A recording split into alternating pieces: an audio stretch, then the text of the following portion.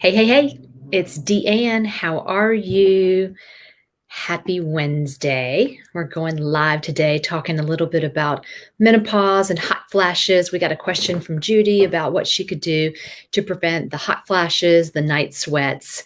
So I wanted to delve in into a little bit of perimenopause and menopause and talk about why it happens, what things you can do to prevent these hot flashes, specific foods, ways to eat, teas, and that type of thing. And whoever's on live can certainly ask questions here. So I'll keep going back to my questions to see if anybody has any additional questions. All right, so first off, perimenopause happens anytime after the age of 40 where your regular menstrual cycle becomes irregular. And you can start having symptoms such as breast tenderness, headaches, migraines around your periods. Um, um, you can have hot flashes, night sweats, breast tenderness, if I didn't already say that. So, those are some of the things that can happen. Menopause occurs when you haven't had your period for a solid year. So, after 12 months, then you're considered to be in menopause. Now, perimenopause can last for years. So, today we just want to talk a little bit about what can you do to prevent these horrible symptoms that can really be just yucky, like sweating all of a sudden and you have really no control of it. Night sweat, so waking up in the middle of the night and you're kind of all sweaty. Migraines, of course, are never fun. Breast tenderness, those types of things. So the reason this happens is because we begin to produce less and less of estrogen and progesterone. And these two are in a ratio. And then they change throughout our menstrual cycle. So days 1 through 15 is when we start to have our estrogen surge. And then days 15 through 30, we start to have more of a progesterone surge. So we like these hormones to be in a specific ratio in order for us to feel good. And what happens is when that ratio starts to change, that's when we can have problems. So we can have, breast tenderness with low progesterone. We can have hot flashes with both low progesterone and low estrogen. A lot of times it's just the combination of the two. So one thing that I also want to throw in here is that hormones have everything to do with liver health. And why is that? Because hormones are made from cholesterol, and cholesterol is made from the liver. So the liver makes cholesterol that then is broken down into something called pregnenolone, which is then broken down into progesterone, which is then broken down into both testosterone and then estrogen. So if you have issues with your liver, if your liver's backed up, if it doesn't run smoothly, if you have problems with bile and your gallbladder, you're going to probably have issues with your hormones. So detoxing, eating certain foods, I've talked a lot about liver health and liver support. Those can always help. I recommend that people are always eating cilantro and cruciferous vegetables and maybe taking milk thistle. All of those things are great for the liver, but the liver is hugely important. I mean, it has over 500 functions. So it's one of the main things I always concentrate on when you become my client/patient. Liver health, I think, and gut health are the two most important things that then roll down into all the other issues in the body. So always remember that. All right, so what really happens with a hot flash? So basically, what happens is when the estrogen level lowers, it affects our hypothalamus in our brain, which is our upper temperature regulation. Because a lot of times we think of the thyroid, but the hypothalamus then goes straight to the thyroid. So that's where our temperatures are regulated, and the regulation gets thrown off, and so it's super sensitive. So when we get hot, it causes us to get this response in our body. So then we try to cool ourselves down. So then we sweat profusely. So it's kind of all about that. It's messengers. It's our body kind of telling other parts of our body what to do. But one of the most important things to remember, and let me get my little banners up so you can see, is that hot flashes occur when blood sugar levels fall. Okay, so you may have, if you think about when you get your hot flashes, I mean, they can occur anytime during the day, but rarely do they occur for most women. They don't occur right after you eat because your blood sugar level is, you're releasing your insulin, and your kind of insulin is working to move the blood sugar into the cells. And so there's not really an issue. But later on, in between meals or at night, is when that blood sugar level it's gotten high because you've eaten food. Now the insulin has put it into the cells and it dips down in the bloodstream. So that lowering of the blood sugar can cause that hot flash. So one great thing you can do if you get your hot flashes in the middle of the night is to eat some protein right before you go to bed. So that can be a handful of nuts. It can be a spoonful of nut butter. It can be a piece of chicken. It can be a piece of cheese. So any of those things right before bed can prevent you from having that really low dip or dive in your blood sugar, which will always wake you up in the middle of the night anyway. And then it can also cause the night sweats or the hot flash. So good thing to remember. So no matter what time you eat dinner, it doesn't have to be a lot of food. It just needs to be protein. So I call it a protein pill. So it's a little, palm of nuts, or maybe a teaspoon of nut butter, or just a piece of chicken. So think about that. Okay. So other things that can cause the night sweats and the hot flashes: spicy foods, caffeine, alcohol, and processed sugar. So alcohol and processed sugar, you're going to get that really high blood sugar response and then that large dip afterwards. So the more sugar you eat in the form of cookies, candies, cakes, ice cream, even a lot of noodles, a lot of bread, those carbs that are broken down into sugar, you are going to probably have more hot flashes. So if you can, do an experiment and for a period of time, take out that sugar. It's only going to make you healthier, and your blood sugar levels are going to stay more balanced. And then you're going to be less likely to have these annoying symptoms. Spicy foods just kind of, spicy foods and caffeine kind of affect more of your blood vessels, and then they're going to really affect that temperature regulation in your hypothalamus. Okay, so decrease or limit spicy foods, caffeine, alcohol, processed sugar. Okay, so let's talk about some foods that can actually help. So what we want to do is keep our blood sugar levels more balanced throughout the day. I talk a lot about balance. So that is going to be, you eating at specific times of the day routinely, not skipping meals, that type of thing, adding snacks in between, maybe adding certain things that I'll talk about later, like cinnamon, that can actually help balance out your blood sugar level.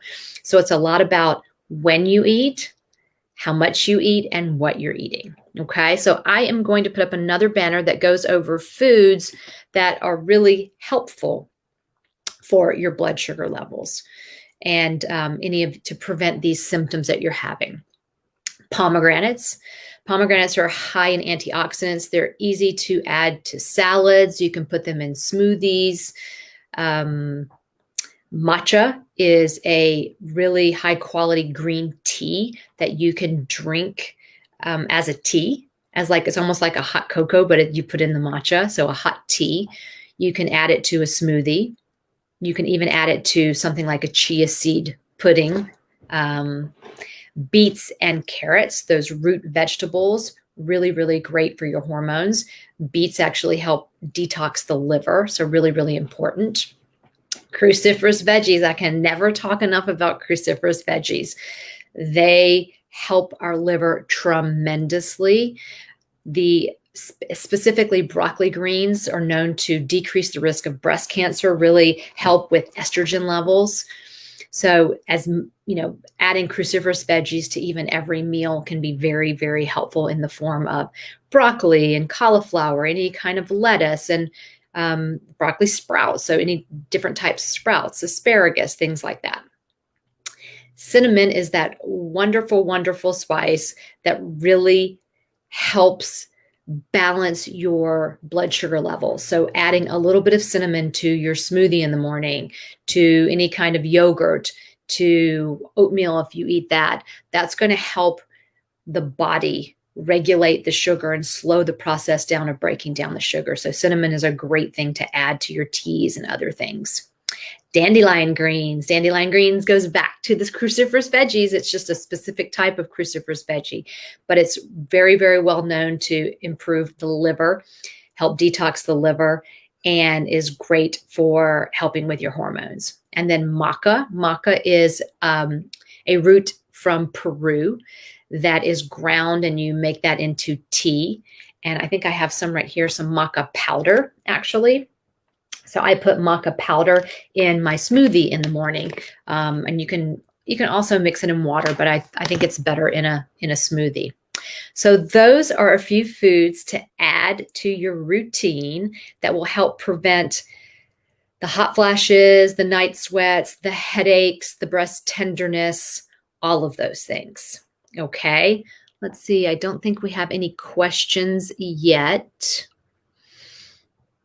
And next up are things like teas. So great things that you can drink in between your meals. So if you're a three meal a day person and you're not going to be doing any kind of snacks in between, and you find that and you realize that, whoa, it's in between my meals that I'm getting these hot flashes, adding these teas would be a great thing to do. So let me add these on.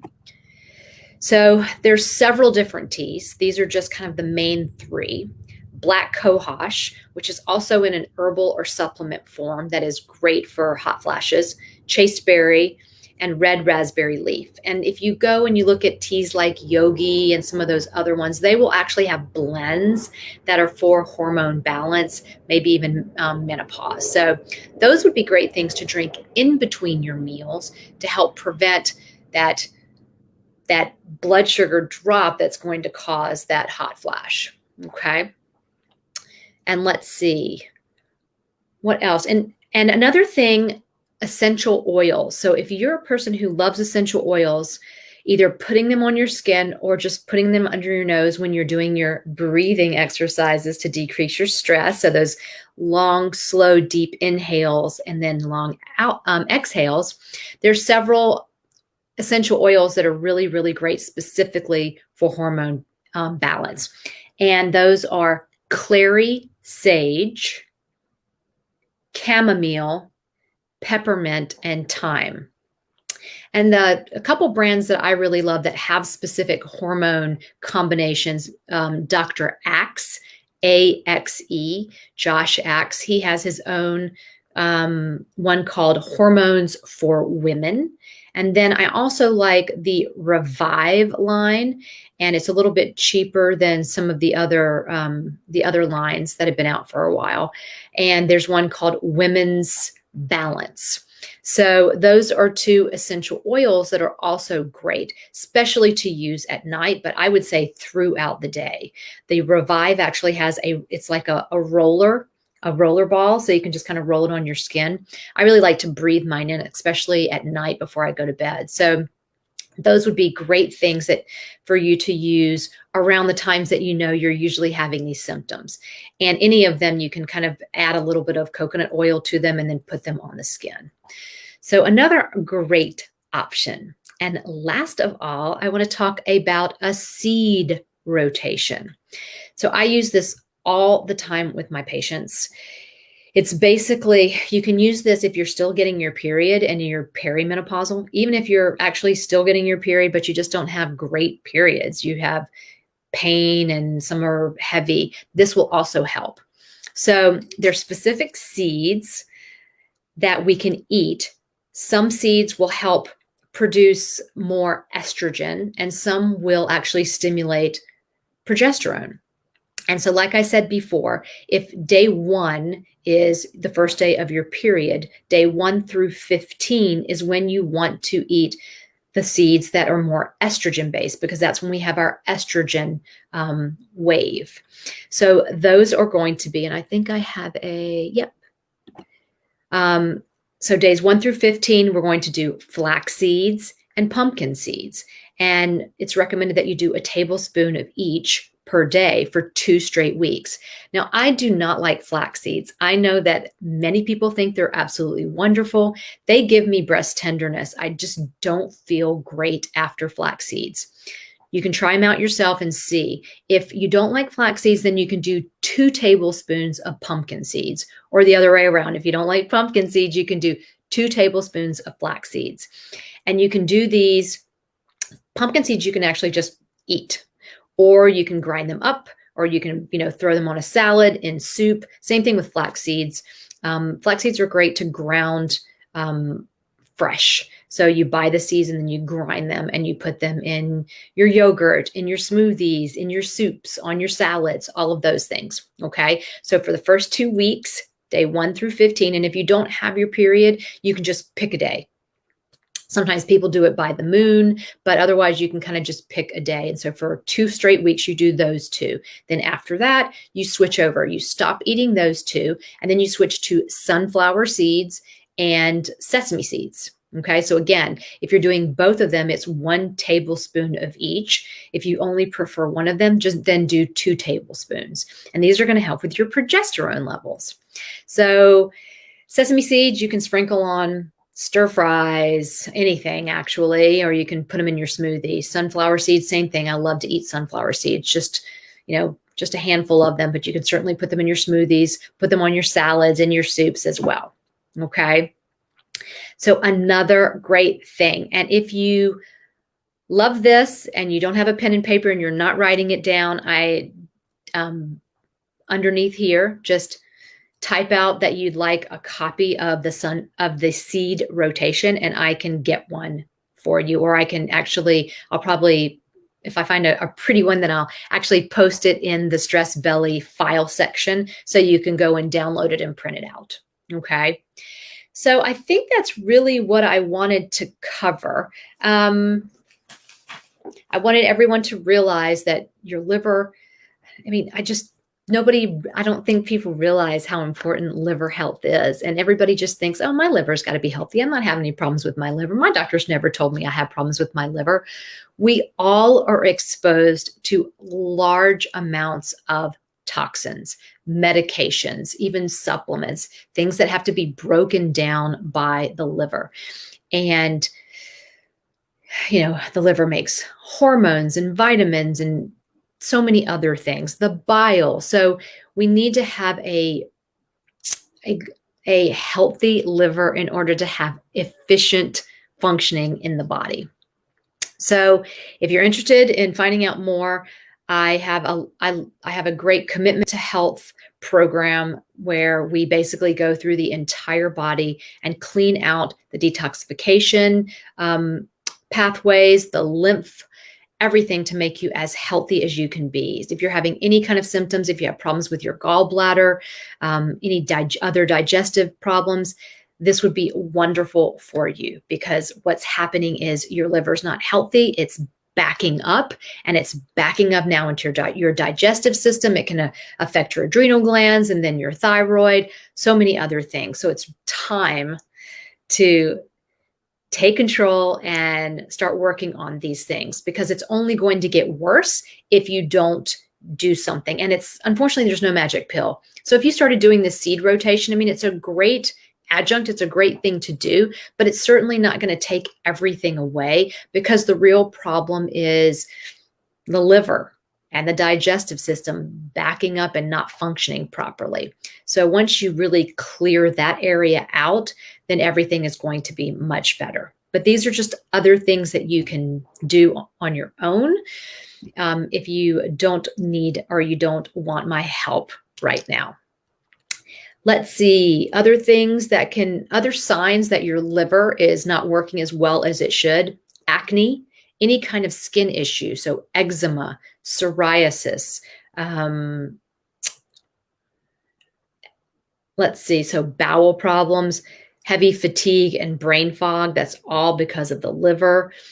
Cravings, sleep problems, and mood disorders or mood imbalances. So that all originates in the liver. That's the root problem.